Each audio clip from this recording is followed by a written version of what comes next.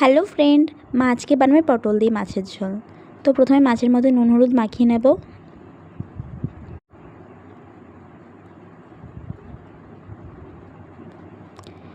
এরপরে কড়াইয়ের মধ্যে সরষের তেল দিয়ে এগুলোকে ভালো করে ভেজে নিতে হবে।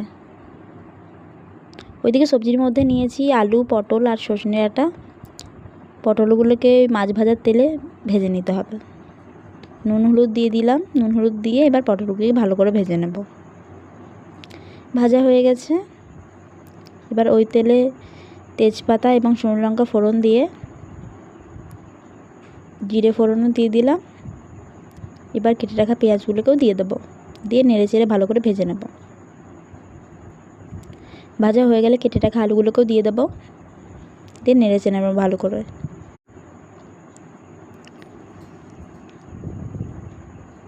এরপরে স্বাদ মতো লবণ দিয়ে ভালো করে এটাকে মিশিয়ে নিতে হবে। মেশানো হয়ে গেলে গ্রেট করে রাখা আদা দিয়ে এটাকে নেড়ে চেড়ে নেব ভালো করে।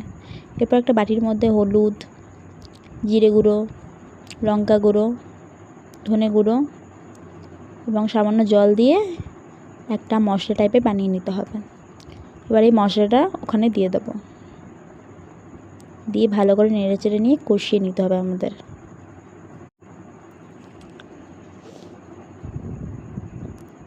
এরপর কেটে রাখা টমেটোগুলোকেও দিয়ে দেবো।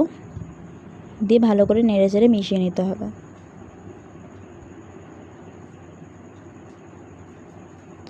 তারপর ভেজে রাখা পটলগুলোকেও দিয়ে দেবো এবং সজনে ডাঁটাও দিয়ে দেবো।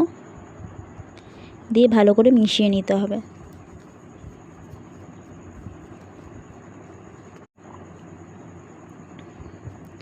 এরপরে পরিমাণ মতো জল দিয়ে দিলাম।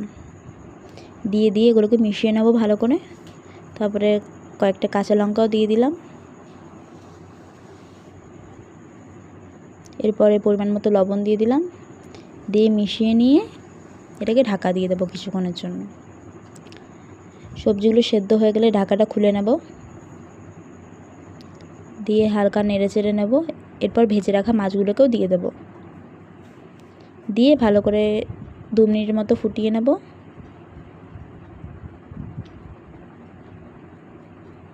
তো মাছের ঝোল রেডি।